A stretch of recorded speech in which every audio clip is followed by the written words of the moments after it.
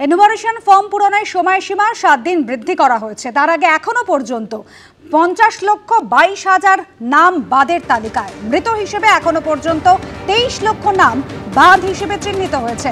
স্থানান্তরিত ভোটার হিসেবে কমিশনের কাছে 17.5 লক্ষের নাম, নিখোঁজ 8 লক্ষ, ডুপ্লিকেট হিসেবে 1,02,00,000 নাম বাদের তালিকায়। বুধবার বিকেল 4টে পর্যন্ত 98% এনুমারেশন ফর্ম ডিজিটাইজ করা হয়েছে।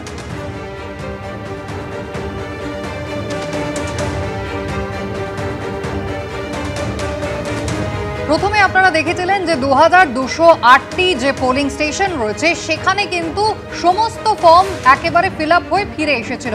সেই সংখ্যা কিন্তু জেলা শাসকদের রিপোর্ট দিতে বলার পরে নির্বাচন কমিশনের পর থেকে হু হু করে কমছে। মঙ্গলবার প্রথমে 480 আর সেখান থেকে কমে গতকাল হলো 29। সব ফর্ম ফেরত আসা বুথের সংখ্যা 2208 থেকে রাতারাতি কমে হলো 29। কমিশনের পদক্ষেপের পরেই এক ধাক্কায় মৃত্যুহীন বুথ কমে গেল প্রায় 99%। কমিশন কড়া পদক্ষেপ করতেই বেড়াল হয়ে গেল রুমাল। রাতারাতি সমস্ত ফর্ম ফিরে আসা বুথের সংখ্যা কমে গেল আরো 451টি। প্রথমে তথ্য ছিল 100% ফর্ম ফেরত আসা বুথের সংখ্যা 2208, অর্থাৎ 2208টি বুথে কোনো মৃত ভোটার, স্থানান্তরিত ভোটার, ভুয়ো ভোটার নেই। কিন্তু কমিশন রিপোর্ট চাওয়ার পরে সেই সংখ্যা কমে মঙ্গলবার দাঁড়ায় 480 আর সব ফর্ম ফেরত আসা বুথের সংখ্যা গতকাল কমে দাঁড়ালো 29। এমনটাই নির্বাচন কমিশন সূত্রে খবর।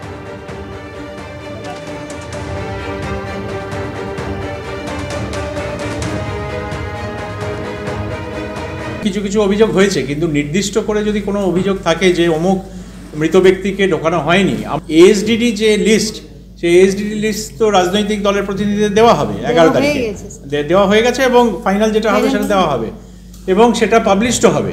সুতরাং সেখানে যদি দেখা যায় যে কোনো রকম ডিসক্রিপেন্সি আছে, যিনি মৃত তাকে মৃত নয় বলে দেখানো হয়েছে বা ভাইস ভার্সা, তাহলে সেগুলো আবার করে চেক করতে হবে এবং সেক্ষেত্রে সেই এন্ট্রি যেটা, সেই এন্ট্রিতে আবার হিয়ারিং হবে, ফিজিক্যাল ভেরিফিকেশন হবে। এবার may I help you camp চালু হচ্ছে। হারানো শংসাপত্র তৃণমূলের ক্যাম্প থেকে নিতে পারবেন। গতকাল গাজরের সভা থেকে এমনই আশ্বাস দিয়েছেন মুখ্যমন্ত্রী মমতা বন্দ্যোপাধ্যায়। আরও জানিয়েছেন 12 তারিখ থেকে এই ক্যাম্প চালু করা হবে। আমরা may I help you camp চালু করছি। যার যা প্রয়োজন, যেটা নেই সেটা সেখান থেকে করিয়ে নেবেন। যেহেতু আমাদের ফেব্রুয়ারি মাসে ইলেকশন ডিক্লেয়ার হবে, তাই চালাকি করে 3 মাস আগে এটা করেছে।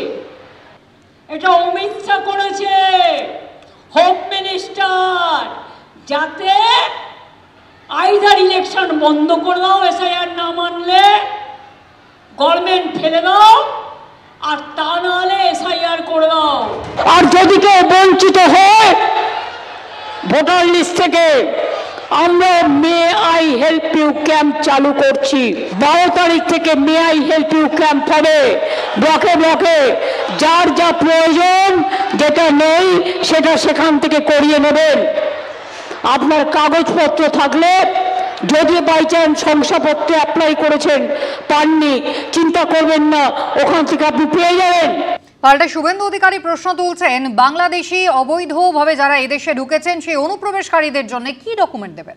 উনার হেল্প ডেস্ক সরকার থেকে করতে পারেন, যে সেক্ষেত্রে যদি 2 নম্বরই করেন, সার্টিফিকেটে নথিতে সই যে বিডিও, এসডিও, ডিএমরা করবেন, তারা যদি বিপদে পড়েন, মমতা ব্যানার্জি তার কোম্পানি কিন্তু বাঁচাতে পারবে না, বাঁচাবে না।